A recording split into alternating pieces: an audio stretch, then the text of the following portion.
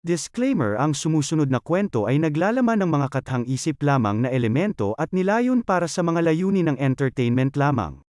Anumang pagkakahawig sa mga aktwal na tao, buhay o patay, o totoong pangyayari ay nagkataon lamang.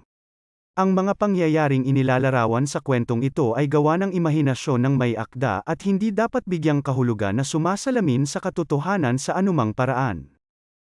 Bumili ang isang kabalyero ng shieldcraft mula sa tindahan ng witchcraft. Guarantee na mananalo ka.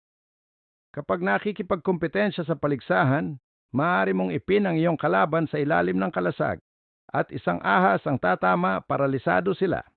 Ang mga ahas ay nasa ilalim na ng iyong utos at gagawin ang anumang bagay na sasabihin mo sa kanila. Anumang bagay, sabihin mo lang ang salita. Patayin siya. Isang kabalyero, ang pangalan niya ay Valiant, ay pumunta sa palasyo gamit ang shieldcraft mula sa mangkukulam. Ako si Knight Valiant mula sa Western Isles dito para sa tournament. Maligayang pagdating sa Camelot. Sina Paul at Godfrey ay nagsasanay gamit ang mga espada. Pag-uwi ni Paul, pagod na pagod siya sa unang araw niya bilang alalay para sa prinsipe. Natatawa si Rowell sa mukha ni Paul. So, kumusta ang unang araw mo sa paglilingkod kay Godfrey? May naririnig ka bang kumalabog? Ito ay kakilakilabot at kailangan ko pa ring matutunan ang lahat tungkol sa etika sa paligsahan sa umaga. Isang gabi sa kaharian nagsalita ang hari si Uther. Kabalyero ng mga kaharian, isang malaking karangalan na tanggapin kayo sa tournament sa Camelot. Sa susunod na 3 araw, susubukin ninyo ang iyong katapangan at kakayahan bilang mga mandirigma at hamunin ng aking anak na si Prince Godfrey, ang nagaharing kampeon. Isa lamang ang maaaring makoronahan na kampeon at makatanggap ng premyo na 1,000 pirasong ginto. Sa pakikipaglaban natin, malalaman ang tunay na ugali ng isang kabalyero, mandirigma man o duwag. Hayaan ang paligsahan magsimula. Ang mga kabalyero ay nakikipagkumpetensya upang matukoy ang pinakamahusay. Sa umaga, pumunta si Paul sa silid kung saan nakadisplay ang mga kalasag at espada. Narinig niya ang pagsitsit at nakita niya ang isang kalasag na may 3 larawan ng ahas. Hinawakan niya ang kalasag at gumagalaw ang mga mata ng ahas. Nang hawakan niya ito, nakita siya ni Knight Valiant at sinabing, May maitutulong ba ako sa iyo, anak? Iniipon ko lang ang sandata ng aking prinsipe. Kung gayon, ikaw ay pinakamahusay na pumunta sa iyong paraan.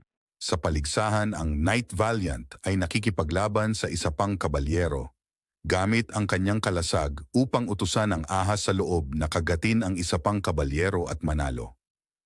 Ang nakagat na kabalyero ay natalo sa paligsahan at si Rowell ay nagbibigay ng medikal na atensyon sa kanyang bahay. Nang makita ang kagat ng ahas sa leeg ng kabalyero, nagtataka sina Paul at Rowell kung paano siya nakagat ng ahas nang siya ay nasugatan sa isang labanan ng espada. Nag-extract si Rowell ng lason mula sa ahas para gumawa ng antidote. Kung hindi magawa ang antidote, mamamatay ang kabalyero. Hinala ni Paul na sangkot si Valiant, ang katapat na kalaban. Pumasok si Paul sa Valiant room at nasaksihan ng Valiant na gumagamit ng magic para pakainin ang ahas sa loob ng shield. Ipinaalam niya ito kay Rowell. Sa pag-usad ng tournament, 5 knight na lang ang natitira kasama sina Valiant at Godfrey na lumalaban para sa final. Isang gabi, habang naghahapunan, pumasok si Paul sa Valiant room at nakita ang gumagalaw na ulo ng ahas sa kalasag. Pinutol niya ang ulo, tumakbo pa uwi at ibinigay ito kay Rowell upang gawing panlunas sa may sakit na kabalyero. Samantala, nagpulong si Godfrey sa hari para ihayag na gumagamit si Valiant ng magic sa tournament. Naging buhay na saksi si Iwan para kumpirmahin ang paggamit ng magic ni Valiant. Nang si Iwan ay nagpapahinga, isang ahas ang pumasok sa silid ni Rowell upang patayin si Iwan na isang saksi sa mahika ni Valiant. Inakusahan ni Godfrey si Knight Valiant na gumamit ng magic shield para manloko sa tournament. Itinanggi ito ni Valiant, humihingi ng ebidensya. Ibinigay ni Paul ang ulo ng ahas sa hari bilang ebidensya. Ang hari ay humihingi ng karagdagang patunay, Ngunit ang kanilang huling ebidensya, si Ewan, ay namatay. Nagalit ang hari at nahihiya si Godfrey na sinira ang kanyang reputasyon bilang isang prinsipe. Naniniwala ang mga tao sa palasyo na natatakot ang prinsipe na labanan ang Knight Valiant. Nakaramdam ng kahihiyan, sinisisi ni Godfrey si Paul at pinaalis siya bilang kanyang lingkod na katulong. Nawasak ang pakiramdam ni Paul. Binisita ni Paul ang dragon, naghahanap ng mga sagot.